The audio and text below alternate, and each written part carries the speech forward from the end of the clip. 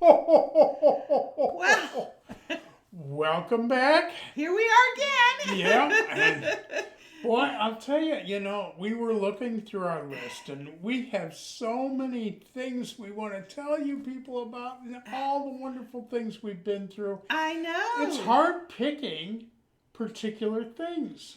It is. It is. I mean, as Santa said, we have so many things that we've done, and we think actually we should just jump around a little bit because that's what we've already done already anyway. It certainly is not that can't say it, sequential in our what we've done. But yeah, we thought we'd actually really go back a little bit in Well, time. yeah, we should, we were talking that maybe we should even go back before we were Santa Before and Santa and Mrs. Mrs. Claus. Yeah. And yeah. talk a little bit about what we were doing because it does affect It does. where the road took us Yes. and how we wound up in this position Yeah. and doing so much. Absolutely. So actually, yeah, we're going to go back even before our pre-Santa and Mrs. Claus days Yes. and yes. talk about, at the time, going way back, we were kind of in the accounts payable recovery service. And we were doing finance work, and there was doing a lot of professional jobs, but getting to the point where things were kind of slowing down for us, and we decided, maybe we should look at some other things to do and what have you. Well, and But there was a big change in computers too. Oh my gosh, major. Yeah, so and kind of a big the change softwares, in the industry. Yeah. So the industry was kind of evaporating on Yeah. us. Yeah. But the one thing that Mrs. Claus has always been a big proponent of is reading. Yes. She is a voracious reader I and am. just reads book after book after book. I mean, she no sooner finishes one, I go, "Oh, did you finish it?" And she goes, "Yeah," and I'm into the middle of another. So, and she still does that today. Yeah, I mean, no, that's true. Quite honestly, Avid reader, yes. if I need to find Mary anywhere, chances are she's curled up with a book somewhere if she isn't working on our podcasts or illustrating a or store doing, or something. or our stores. Yeah. Yeah. So she's a busy lady. She doesn't slow down. But anyway, getting back to the fact of you being such an avid reader and enjoying books so much. I've always been in the marketing side, so I wrote a lot of papers on marketing. I wrote a lot of articles for marketing, that kind of thing, but it was all business related. And then you got handed a book from a friend. I did.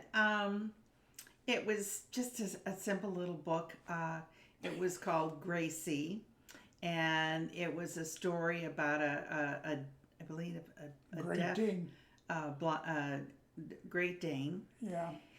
And I read the book, and it was a charming little story. And I really, it's one of those things that even today, I really don't know what I was thinking about because this is really outside of what I normally would do. But I finished the book, and then I went up to Joe and I said, "You need to read this book." And he said, "Okay." If you insist, yeah. He said, So it wasn't a long book, so No. I could handle it. Yeah. And at that time we had a dog, so he was saying, "Was this about is this about Tasha?" And I said, "No, Not really." no." So Tasha's the little yes, the husky in the painting there. Yeah, So- yeah. So you read the book. I read the book and I thought, okay, that was interesting. It's about how a guy had a deaf Great Dane and he wound up making biscuits for it and started a biscuit company for dogs and that kind of thing. I thought, okay. Is this what she wants me to do? And it's like, what do you want to go into the dog biscuit business or, And I said, no. I said, you could write a better story than this. And he looked at me and said, oh, okay. Yeah, and? Okay. And I said, no. I said, you should write. That's exactly the way she put it. She says, no, you need to write. Yeah. Actually, is what you said exactly. She said, you need to write. And I said, need to write what? And she said, you just need to write. Yeah, you can do better than this story. And I'm like, okay. And don't ask me how this all came about or what happened afterward. Well, and I think we should also say at this point that at no time was that your ambition. No. Oh no. You never. He never relayed to me. I never voiced that. Oh gosh. My secret ambition is to write desire. Books. Yeah. He never. Nope. And so I said, okay. Well, the next thing I know is I'm starting to write little stories and that kind of thing. And where we were in San Clemente they had a great little local magazine called the San Clemente Journal. Yes. Mm-hmm. Delightful staff. I actually talked to the publisher of the San Clemente Journal and her husband. And, and I said, yeah, well, I've been writing for years and such. I said, do you need somebody to write? And I sent an inquiry letter. You did. To them and several others, which we won't talk about the several others, but I got a response back from the San Clemente Journal saying, would you like to write for us? Yeah, a feature writer. So. Yeah, at that point it was just a writer, one of the staff. And then the next thing I know is I'm doing feature stories for the magazine, and not just one, but sometimes 2 and 3 for the same edition. Yeah. And I was part of the staff, and doing all kind. And I'm like, whoa, how did this happen? So, but then, through the North Pole that we had built, and if you've missed any of that episode, you really got to go back because this ties in directly with what I started doing. Yeah. But I said, in addition to writing magazine articles, I bet you I could write a book. Yes. And that's exactly what I wound up doing. You did. Was I wrote Faith, Hope, and Reindeer was actually the first book. It's listed as the second book in the trilogy. But that's not really true. Didn't you write Jamie first? No, I wrote Santa's Elf series, the Santa's World first. Oh, that's right. I wrote Santa's World first, which was my first children's book. Yeah. And then I started working on the novel. Yes. And actually, at the same time I was working on Faith, Hope, and Reindeer, I was writing children's poetry for the future books, not realizing at the time I was doing this, but I just started writing about different elves and what they did and did it in rhyme. So I'm writing prose in the novel and I'm writing rhyme for the children's book, and all of a sudden I'm just like furiously writing everything. It was all based off of our North Pole that we constructed, a few years prior. And that is how I became what is now an author of umpteen books, award-winning,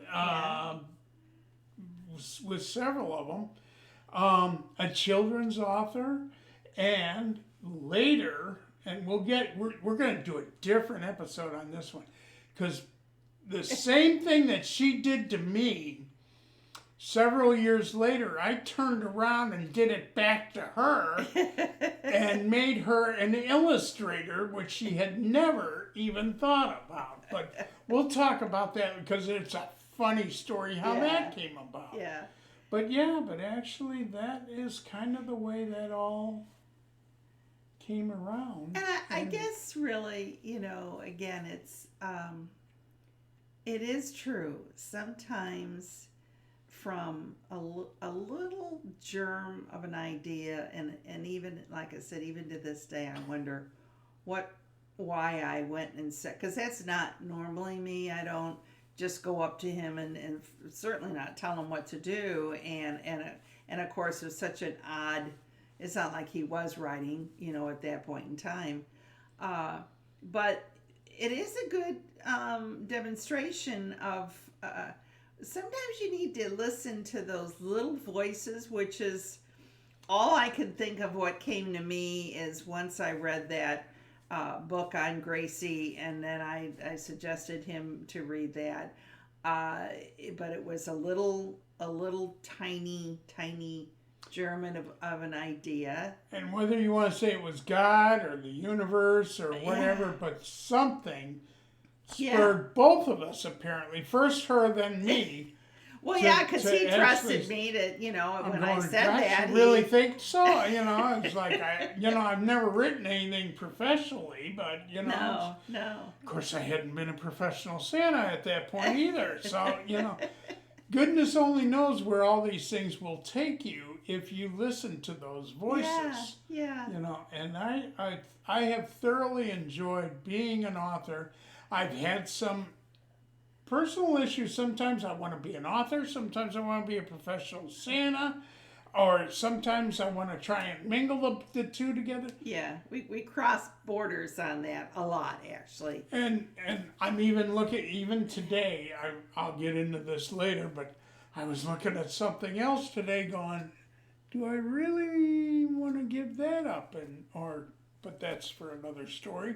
Anyway, but yeah, you need to listen to those voices. Yeah. And I did not write my first book until I was in my 50s.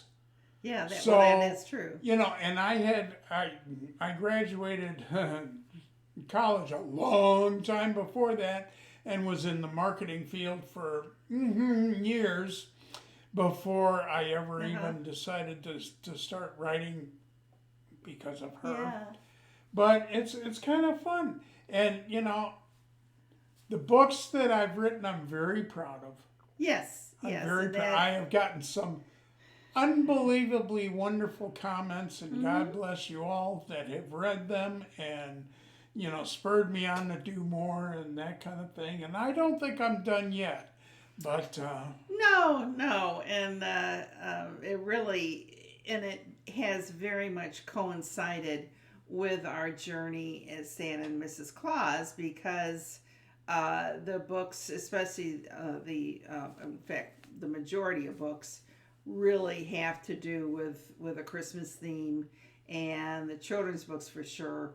Obviously, were inspired by our North Pole Village. Yep. And so and when we did shows and such, it was kind of a cross thing of obviously looking like Santa and Mrs. Claus, but also an author and an illustrator. So we definitely crisscrossed those roads quite often. And it's even kind of an aside, but it's even kind of fun. Growing up as just a little guy, I used to watch Garfield Goose and Fraser Thomas and that kind of thing in Chicago.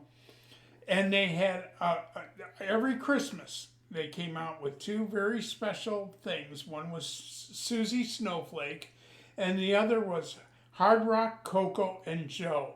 I knew that song when I was 5 years old, and I think I still sing it today.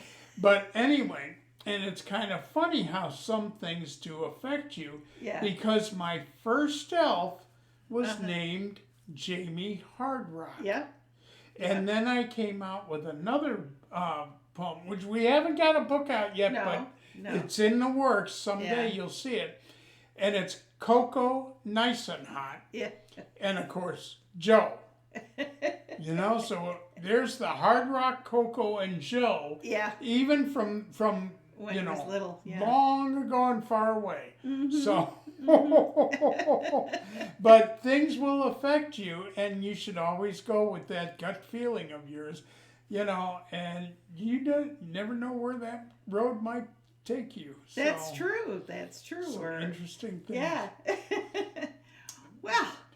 I just, thank you for letting us get that out, because I really wanted to talk about that, because a lot of people do wonder, go, well, you're a professional Santa, but you're an author and she's an illustrator, and how did all this she's come Mrs. about? Claus, and yeah. How do you guys keep it all going? So, and oftentimes he will get he will get questioned and say, now, did you always want to write since you were a child? Mm-hmm. And it's no. Nope.